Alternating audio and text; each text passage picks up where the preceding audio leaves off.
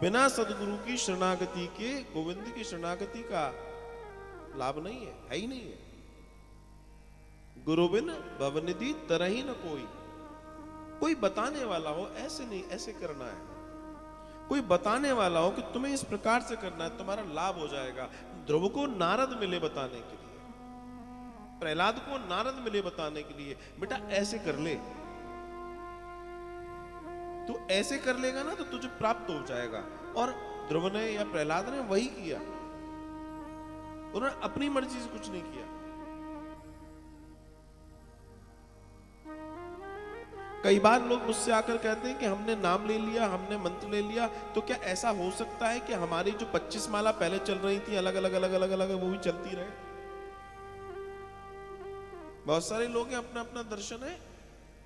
हम दुर्गा जी की 2 माला करते हैं, शिव जी की 3 माला करते हैं, राधा जी की 1 माला करते हैं, फिर वो वाली माला करते हैं, फिर वो वाली करते हैं, फिर वो करते हैं, फिर वो करते हैं, फिर वो करते हैं, फिर वो करते हैं। तो क्या हम वो कर सकते हैं?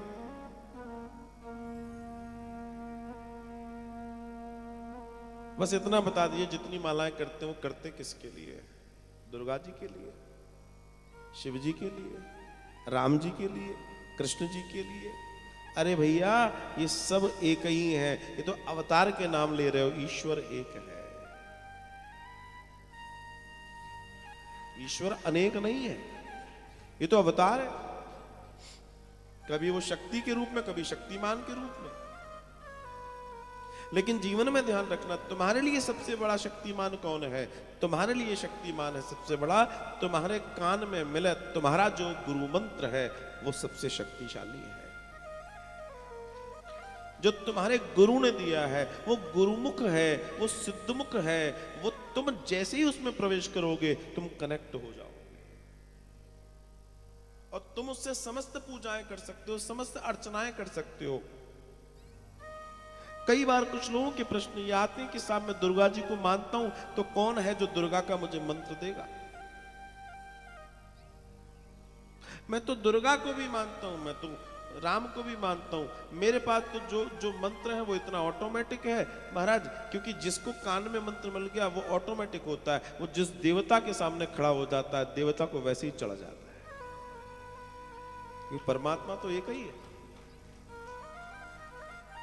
तो तुम इस विचार में भी क्यों डूबे पड़े हो? तुम्हें जो मिला है तुम उससे पूछो। हो सकता है तुम्हें भाषा समझ नहीं आ रही, उसे सारी भाषाएं समझ में आती है, उसे सब समझ में आता है, वो सब जानता है, सब समझता है। तुम क्या समझाओगे उसे? तुम्हें उसने समझा दिया।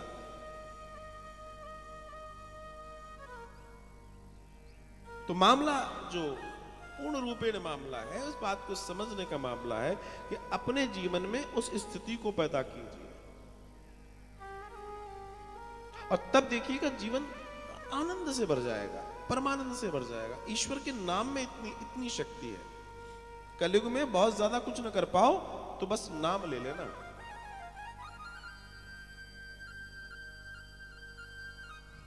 या लगे कि आज माला पूरी नहीं हुई तो राधे राधे सुनना है, तो एक काम करो, बस वृंदावन में घूम भर लेना, तो न जाने कितनी माला पूरी हो जाएगी। रिक्शे वाला ना आगे का पहिया भी तुम में टच करेगा तो कहेगा राधे, ले तुम्हारी राधे पूरी हो जाएगी। कहने का तात्पर्य, हाँ, इसलिए कहते हैं तीर्थ में पड़े रहो, अपने आप कल्याण हो जाएगा। लेकिन कैसे पड़े रहे साहब, आप तो समझदार हो, माल पानी तो सब वही है।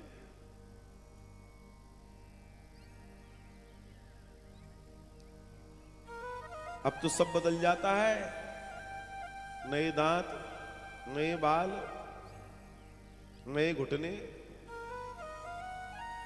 अब तो सब बदल जाता है। तो एक पारी और सही, कितनी पारियां, विचार की जरूर कीजिएगा। और किसके लिए?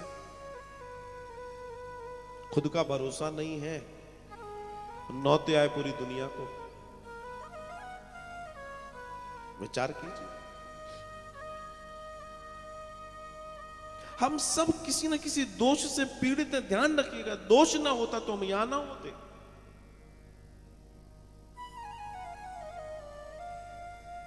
अगर दोष ना हो तो तुम यहां ना होते। मानस में बाबा लिख रहे हैं, राम जन्म के हेतु अनेका, एक से एक। बहुत सारे कारण है राम क्यों आए, जिसमें एक कारण आपने देखा कि साहब नारद जी का श्राप मिला इसलिए भी राम आए, जय विजय के ऊपर श्राप था इसलिए भी राम आए। बहुत सारे कारण है। मतलब परमात्मा भी जब यहां आएगा ना तो किसी दोष से ग्रसित होकर आएगा। हाँ वो ठीक है, क्योंकि वो परमात्मा है, परम, इसलिए वो कृपा कर देता है, उसमें सामर्थ्य है, वो आने को मैनेज कर लेता है कि मैं आऊं तो चलो ठीक है, मैं जैसे भी आ रहा हूं इसको मैनेज करूंगा, मैं वो कर लेता है, उसके पास सामर्थ्य है। लेकिन उसने सामर्थ्य हमें भी दिया है, मैनेज करना सीखे, उसकी कृपा को समझना और जानना सीखे, तब आप देखिएगा कि जीवन आनंदित हो जाएगा, सृष्ट हो जाएगा।